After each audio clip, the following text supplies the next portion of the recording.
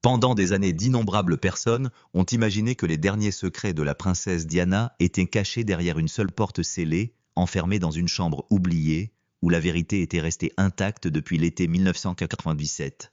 L'image d'un coffre-fort mystérieux a captivé l'imagination du public, car elle donnait forme au chagrin, au mystère et aux questions sans réponse. Cela suggérait que quelque part, hors de la vue du public, chaque réponse manquante existait toujours attendant patiemment que quelqu'un assez courageux pour la découvrir. Mais plus vous suivez l'histoire documentée, plus la réalité devient troublante. La vérité est bien plus complexe que la légende. Les secrets de Diana n'ont jamais été rassemblés dans une pièce cachée protégée derrière de lourds murs de pierre ou des portes en fer verrouillées.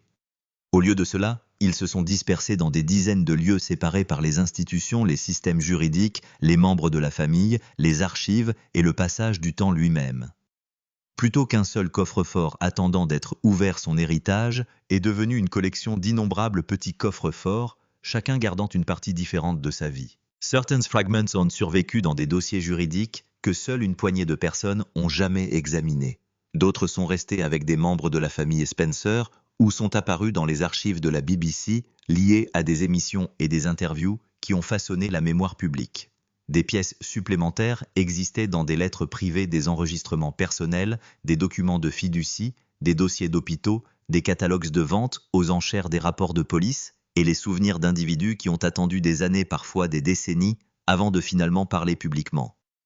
Chaque lieu a conservé une version différente de l'histoire de Diana. C'est pourquoi les gros titres affirmant que le coffre-fort de la princesse Diana a enfin été ouvert après 29 ans créent un drame si puissant. Ils suggèrent une découverte dramatique, une révélation à couper le souffle et une réponse finale cachée depuis sa mort. Pourtant, les documents documentés racontent une histoire complètement différente. Au lieu d'une porte qui s'ouvre, l'au-delà de Diana s'est déroulé à travers une série de moments distincts, chacun ouvrant une autre partie soigneusement protégée de son héritage. Chaque nouveau document, entretien, archive ou décision juridique révélait discrètement un autre élément du tableau plus large. Aucun de ces moments n'expliquait tout à lui seul, mais ensemble, ils formaient lentement le portrait d'une vie qui resta remarquablement influente, même après sa fin. Au fur et à mesure que ces pièces distinctes émergeaient au fil des années, le silence entourant Diana devenait encore plus lourd. Chaque réponse semblait générer une autre question. Un fait cependant est resté inchangé depuis le 6 septembre 1997. Après ses funérailles, Diana a été enterrée sur une petite île dans le domaine de Althorpe, le domaine ancestral de la famille Spencer dans le Northamptonshire. Il s'agissait d'une décision profondément privée, destinée à la soustraire à jamais à l'attention incessante qu'il avait suivie tout au long de sa vie. Même dans la mort, ses proches espéraient lui donner quelque chose que le monde lui avait rarement permis de vivre, la paix. Sa tombée n'a jamais été placée dans une crypte royale publique où des milliers de visiteurs pouvaient passer chaque année. Il n'a jamais été prévu de devenir une autre attraction royale ou une exposition historique. Au lieu de cela, tous les efforts ont été déployés pour protéger l'endroit où elle se reposait d'une attention constante. Cette décision reflète à la fois un amour profond et une compréhension tout aussi profonde de l'extraordinaire fascination du public qui entoure sa vie. Charles Spencer, le frère de Diana, expliqua plus tard que le lac entourant l'île funéraire avait un objectif symbolique et pratique important. Cela agissait comme une barrière naturelle séparant son dernier lieu de repos de l'intrusion de l'obsession et de ceux qui pourraient ne jamais permettre à sa mémoire de se reposer. L'eau créait une distance non seulement par rapport aux visiteurs curieux, mais également par rapport aux pressions incessantes qui avaient façonné une grande partie de l'existence publique de Diana. À bien des égards, l'île est devenue le sanctuaire qu'elle avait recherché tout au long de sa vie. Cette seule décision a protégé le lieu de repos physique de Diana avec un succès remarquable. Pourtant, alors que sa tombe restait cachée derrière l'eau et un terrain privé, son histoire continuait à voyager bien au-delà des frontières d'Althorpe. Son corps est devenu inaccessible, mais sa vie n'a jamais cessé de se dérouler à travers les institutions publiques et privées. La femme a finalement pu se reposer, tandis que l'héritage qu'elle a laissé continue d'évoluer. Son cercueil a disparu à jamais de la vue du public. Son nom a cependant continué à apparaître dans les salles d'audience, les dossiers d'homologation, les documents juridiques, les archives télévisées, les enquêtes policières, les accords de publication, les maisons de vente aux enchères et d'innombrables décisions familiales. La tombe elle-même était scellée du monde extérieur. L'histoire autour de Diana n'a jamais existé. Tout a changé aux petites heures du 31 août 1997, suite au tragique accident dans le tunnel du pont de l'Alma à Paris. Les nouvelles se sont répandues à travers la Grande-Bretagne, à une vitesse qui semblait presque impossible à comprendre. Au début, des millions de personnes avaient du mal à croire ce qu'elles entendaient, car il semblait inimaginable qu'une personne aussi dynamique et universellement reconnue puisse tout simplement disparaître. Pour beaucoup, l'incrédulité est arrivée avant le chagrin. En quelques heures, des montagnes de fleurs ont commencé à recouvrir les portes du palais de Kensington. Les foules se rassemblaient en silence, beaucoup étant incapables de trouver des mots assez puissants pour exprimer ce qu'elles ressentaient. Les journaux ont abandonné du jour au lendemain les premières pages prévues, les remplaçant par des photographies de Diana. Les présentateurs de télévision semblaient visiblement secoués, s'exprimant avec une émotion rarement vue dans les journaux télévisés traditionnels. Pour des millions de personnes à travers le monde, Diana était devenue bien plus qu'un membre de la famille royale. Elle représentait à la fois la compassion, la vulnérabilité, le glamour, l'indépendance et l'humanité. Elle était peut-être la femme la plus photographiée sur Terre, mais derrière cette extraordinaire visibilité, beaucoup pensaient qu'elle avait enduré une vie marquée par une profonde solitude. Ce contraste n'a fait qu'approfondir le lien émotionnel du public avec son histoire. 16 funérailles le 6 septembre 1997 sont rapidement devenues l'un des événements publics déterminants de l'ère moderne. Les images de l'abbaye de Westminster restent immédiatement reconnaissables des décennies plus tard. La procession solennelle dans les rues de Londres, les têtes baissées parmi les personnes en deuil, la carte manuscrite déchirante du prince Harry portant le seul mot « mummy » et la performance réécrite de Candle in the Wind par Elton John sont tous restés gravés pour toujours dans la mémoire collective. L'ampleur du deuil public a surpris presque tout le monde, y compris les membres de la famille royale eux-mêmes. C'était un chagrin exprimé à un niveau national et véritablement mondial, contrairement à tout ce que la Grande-Bretagne avait connu depuis des générations. Des millions de personnes ont regardé en silence le déroulement de la cérémonie, consciente qu'elles assistaient à un moment destiné à faire partie de l'histoire. Peu de personnalités publiques sont jamais inspirées une réponse émotionnelle aussi universelle. Une fois les funérailles terminées, Diana a disparu à jamais de la vue du public. Elle a été tranquillement transportée loin de l'abbaye de Westminster et est retournée à Althorpe, où seule la famille et les invités ont assisté à l'enterrement privé. Ce dernier voyage a créé la première grande porte verrouillée dans l'imagination du public. Les gens savaient où elle reposait, mais ils ne pourraient jamais se tenir près de sa tombe. Tout le monde a compris que l'île existait au sein du domaine Spencer. Ils savaient qu'il était entouré d'eau cachée aux visiteurs ordinaires, hors de portée des photographes et des touristes.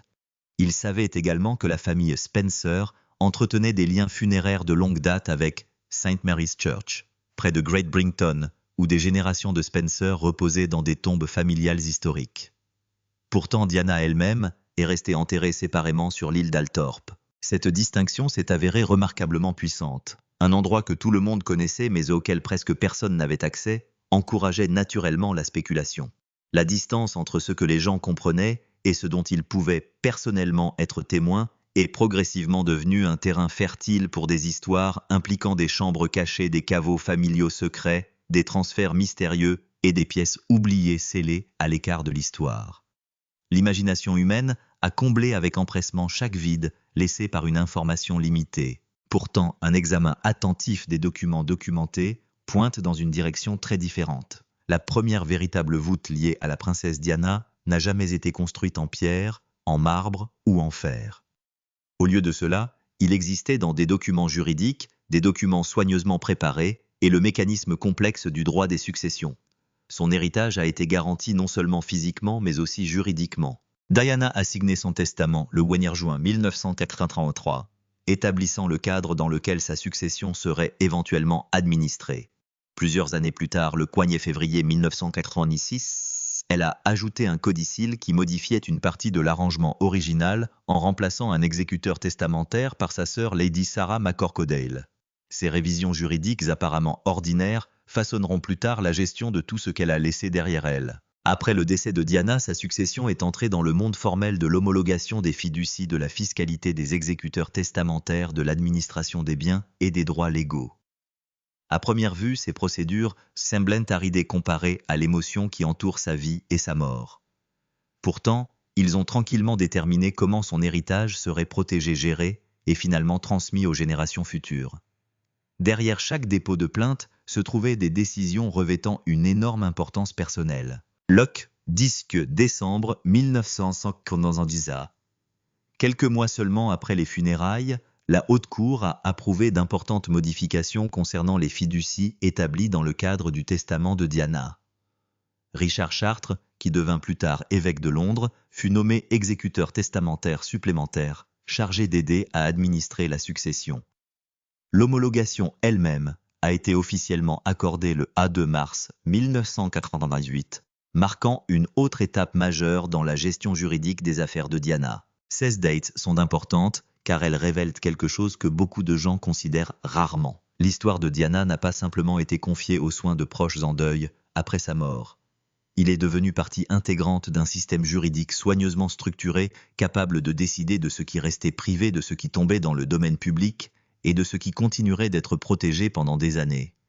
Son héritage fut régi par le droit autant que par la mémoire. Dans ce cadre juridique, le contrôle ne se limitait pas aux seuls actifs financiers. Ses biens sont image, son nom, ses effets personnels et certaines propriétés intellectuelles liées à sa succession sont tous soumis à une administration organisée. Les décisions concernant l'octroi de licences, la préservation, la distribution et la confidentialité n'étaient plus des questions familiales purement émotionnelles. Elles sont devenues des responsabilités gérées par une autorité légale formelle. C'est peut-être la réalité la plus calme et la plus surprenante cachée derrière les histoires de caveaux mystérieux. Lorsque la plupart des gens entendent le mot « coffre-fort », ils imaginent des bijoux inestimables, des journaux manuscrits, des lettres secrètes, des cassettes ou des objets historiques soigneusement emballés. Ils imaginent des trésors physiques cachés dans des pièces verrouillées attendant d'être découverts. Le véritable coffre-fort de Diana fonctionnait cependant très différemment. Le mécanisme le plus puissant entourant son héritage était l'autorité elle-même, qui avait le droit légal de manipuler ses effets personnels, qui pourrait autoriser la publication d'une correspondance privée, qui pourrait protéger son image d'une utilisation non autorisée, qui avait le pouvoir de divulguer ou de retenir des photographies, des enregistrements ou des documents liés à sa vie. Ces questions sont devenues les véritables verrous gardant sa mémoire. C'est pourquoi les dossiers successoraux revêtent une telle importance durable. Ils ne cataloguent pas simplement les biens ou les transactions financières. Ils définissent qui contrôlait l'accès aux innombrables éléments de l'histoire personnelle de Diana après qu'elle ne pouvait plus parler pour elle-même. Chaque signature légale a façonné discrètement la future compréhension publique de l'une des femmes les plus influentes du XXe siècle. Les rapports publics ont souvent estimé la succession de Diana à environ 21 millions de dollars, avant impôts et diverses déductions, bien que les chiffres publiés diffèrent naturellement en fonction des méthodes d'évaluation et des actifs spécifiques inclus. Ses fils, le prince William et le prince Harry, étaient au centre de ces arrangements successoraux. Pourtant, sur le plan émotionnel, la plus grande signification du domaine s'étendait bien au-delà de sa valeur monétaire. Les biens les plus importants étaient ses biens personnels, des objets profondément privés, reflétant la vie qu'elle vivait loin des caméras. Les vêtements qu'elle portait lors des moments importants, les bijoux portant des souvenirs personnels, les lettres manuscrites, les objets ménagers et les objets du quotidien faisaient tous partie de cette collection. Individuellement, ils pouvaient paraître ordinaires, mais ensemble, ils représentaient le monde privé que très peu de gens connaissaient vraiment. Selon des informations ultérieures, Diana aurait exprimé le souhait que la plupart de ses biens personnels soient finalement partagés entre ses deux fils, tandis que certains objets bénéficieraient également à ses filleuls. Elle aurait eu l'intention qu'une grande partie de ses bijoux fasse partie de la vie future des éventuelles épouses de ses fils. Sur le papier, ses souhaits semblaient simples, reflétant les espoirs d'une mère planifiant l'avenir de sa famille. Cependant, la réalité suit rarement des attentes simples. Une lettre exprimant des souhaits personnels n'a pas toujours la même autorité juridique que les instructions directes contenues dans un testament formellement contraignant. Les exécuteurs testamentaires et les fiduciaires doivent travailler dans le cadre de limites juridiques établies en équilibrant les intentions documentées et les obligations juridiques complexes.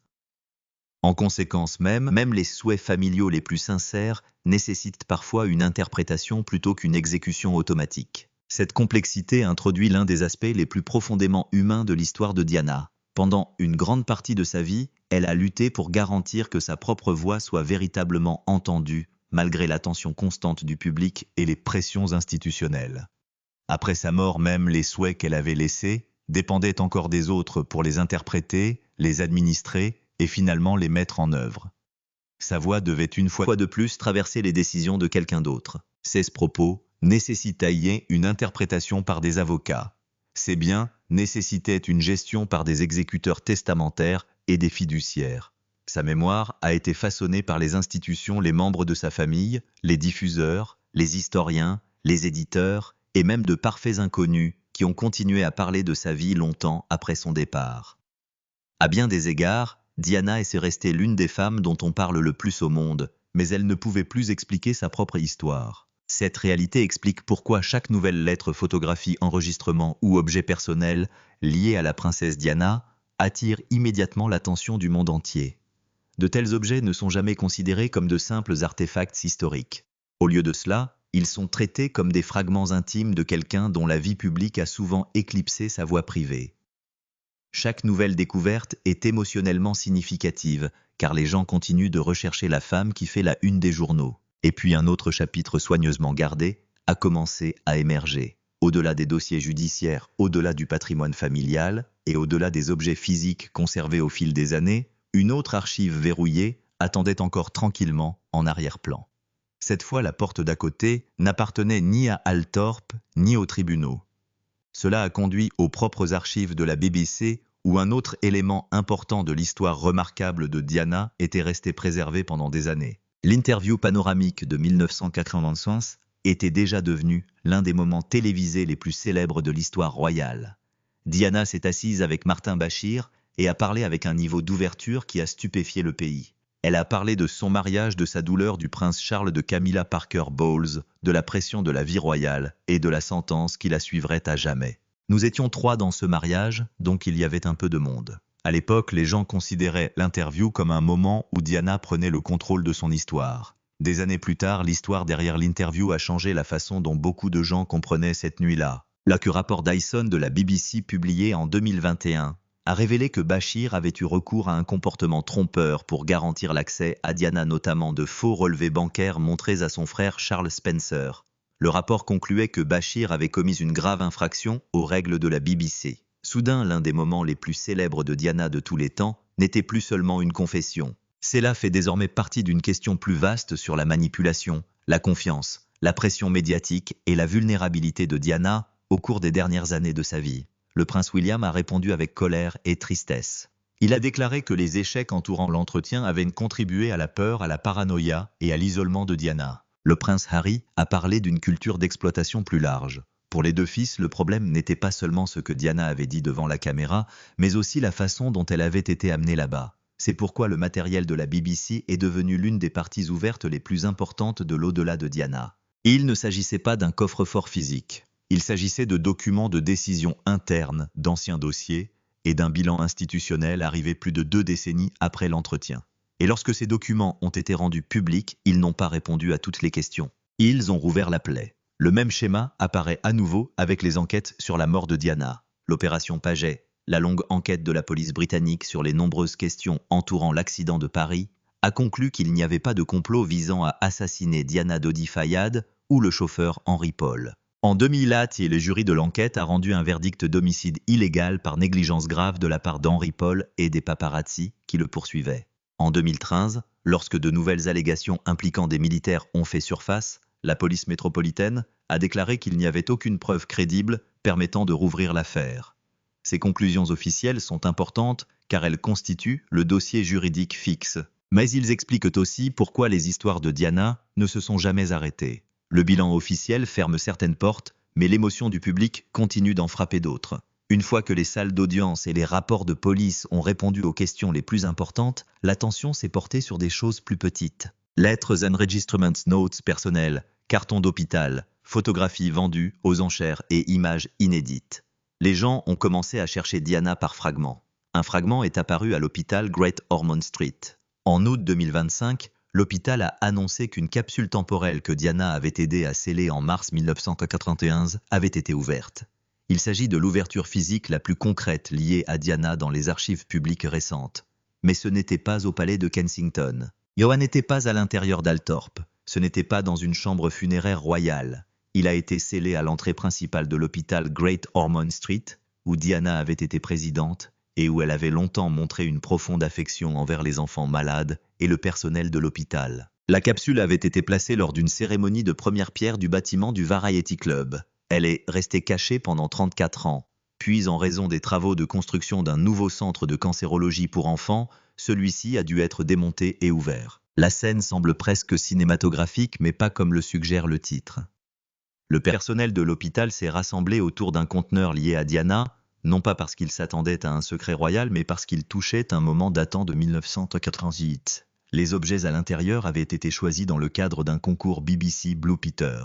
Il comprenait une télévision de poche, une calculatrice à énergie solaire, des pièces de monnaie britanniques, des graines d'arbre dans une bouteille, un hologramme de flocons de neige, du papier recyclé, un passeport européen, un CD de Kylie Minogue et une photo de Diana. Il y avait aussi un exemplaire du Times datant du jour où la capsule a été enterrée. Certains objets avaient été endommagés par l'humidité. D'autres ont survécu comme de petits fragments d'une Grande-Bretagne disparue. La télévision de poche appartenait à un monde antérieur au smartphone. Le passeport appartenait à une Europe avant le Brexit. Le CD appartenait à une époque où la culture pop était encore présentée dans des boîtiers en plastique. La photographie de Diana était là comme un fantôme de la femme qu'elle était avant le divorce, avant Panorama, avant Paris, avant l'île d'Altor. Cette ouverture n'a pas révélé de confession royale cachée. C'est là révéler quelque chose de plus délicat. Tant, il montrait Diana en 1991, toujours publiquement royale, toujours en service entrant, toujours dans les hôpitaux avec chaleur, touchant toujours la vie des enfants, d'une manière qui faisait que les gens se souvenaient d'elle différemment du reste de la monarchie. Il représentait une jeune princesse aidant à sceller une boîte pour l'avenir, sans savoir que lorsqu'elle serait ouverte, elle disparaîtrait pendant près de 3 décennies. C'est pourquoi la capsule temporelle est importante. Ce n'est pas toute l'histoire du coffre-fort, mais cela fait partie du sentier. Cela prouve que les objets liés à Diana peuvent rester intacts pendant des décennies, puis revenir à la vue du public. Cela prouve qu'un conteneur scellé qui lui était relié était réellement ouvert. Mais cela montre également avec quelle facilité un événement réel peut se mélanger à d'autres histoires de Diana, jusqu'à ce que le public imagine quelque chose de bien plus grand, plus sombre et plus royal que l'événement documenté lui-même. Puis en 2026, une autre porte s'est ouverte, La Voix.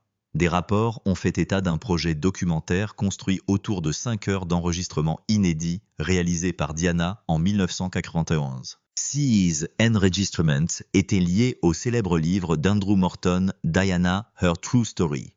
Diana avait travaillé avec son ami, le Dr James Colthurst, enregistrant les réponses, qui ont contribué à façonner le livre tout en gardant publiquement ses distances avec le projet.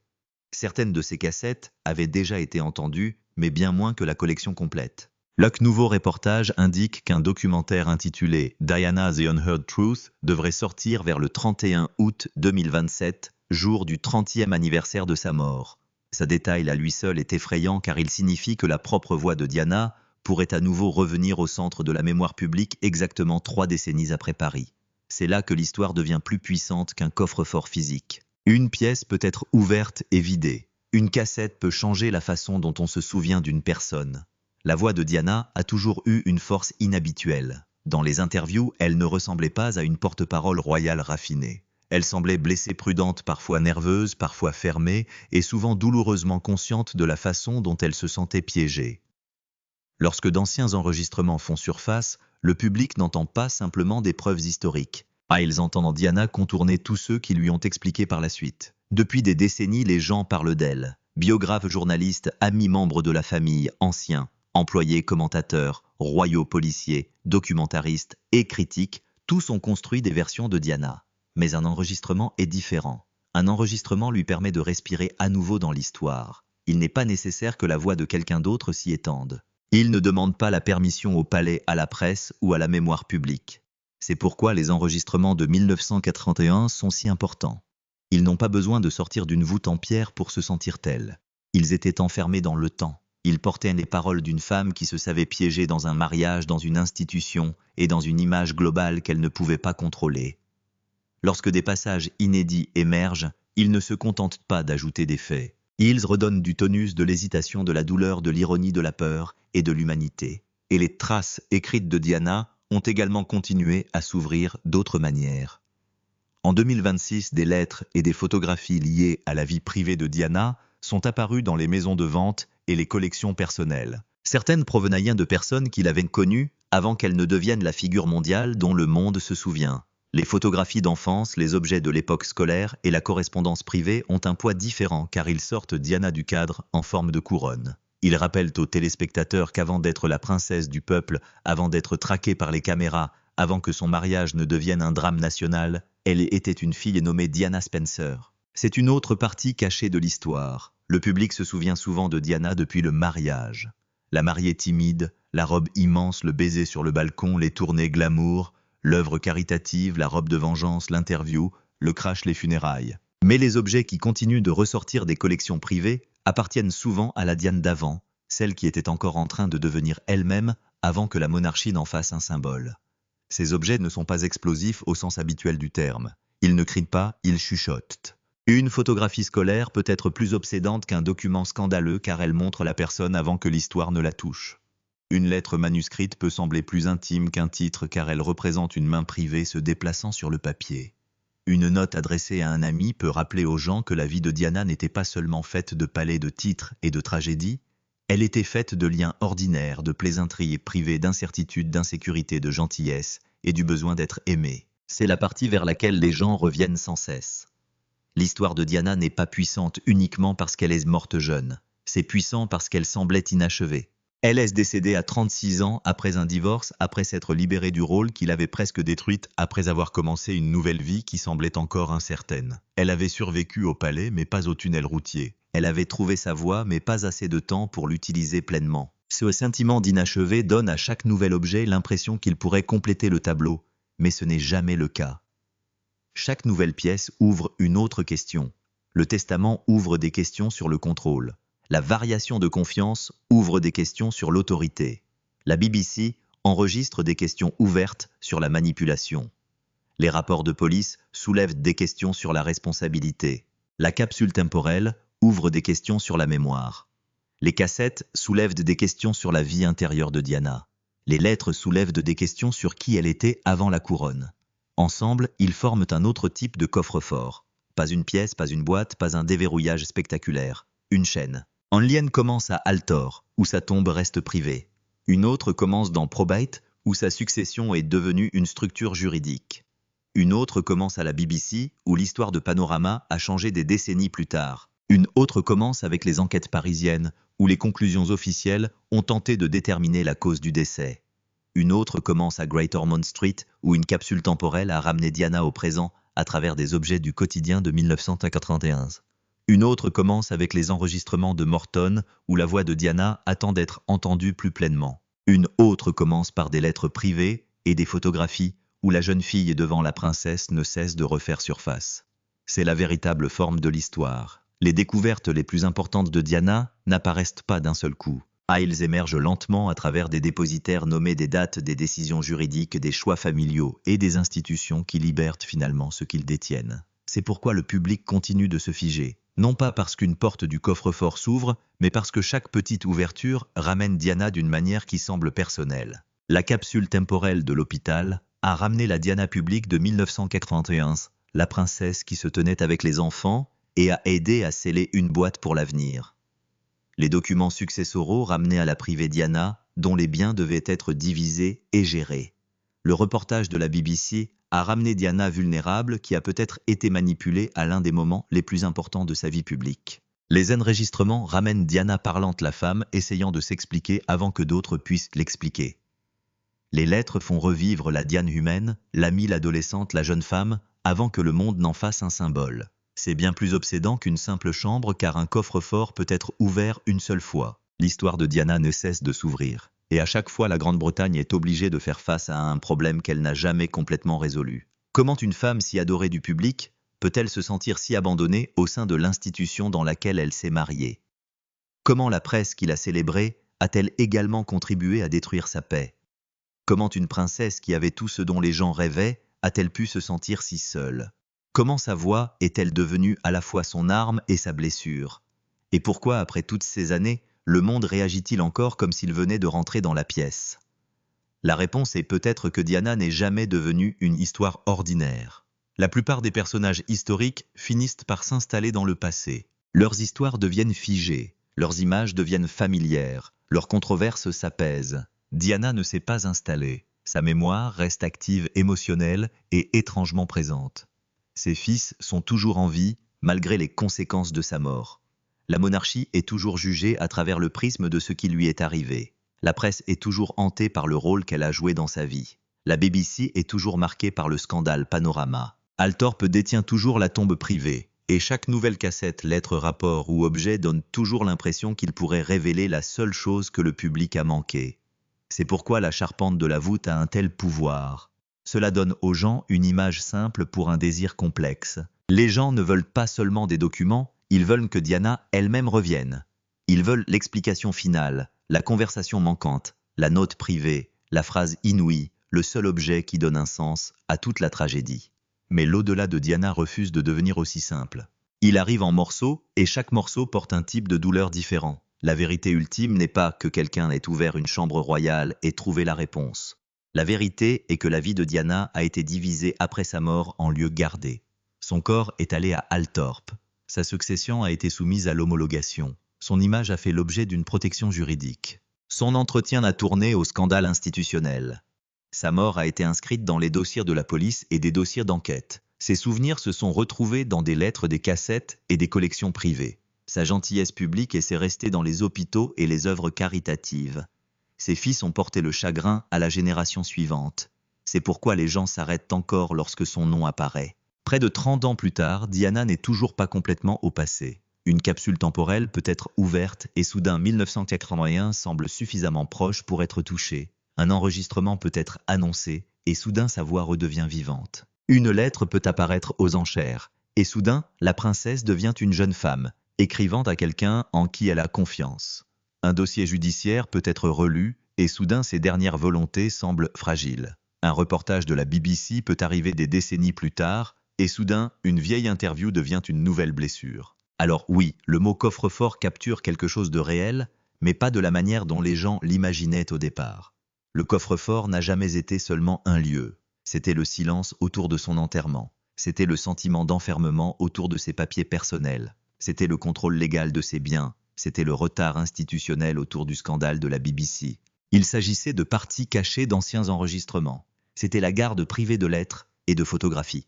C'était ainsi que l'histoire de Diana continuait d'être stockée par d'autres, après une vie passée, à être regardée par tout le monde.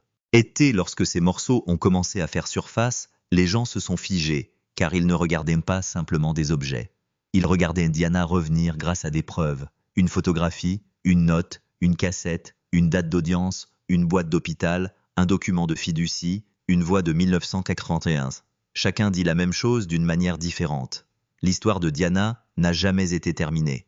Elle n'a été partagée qu'entre les personnes et les institutions qui lui ont survécu. C'est la partie qui déstabilise encore le monde. Non pas qu'une porte s'est ouverte après 29 ans, mais que près de 3 décennies plus tard, tant de portes liées à Diana s'ouvrent encore une par une, et à chaque fois la pièce redevient silencieuse.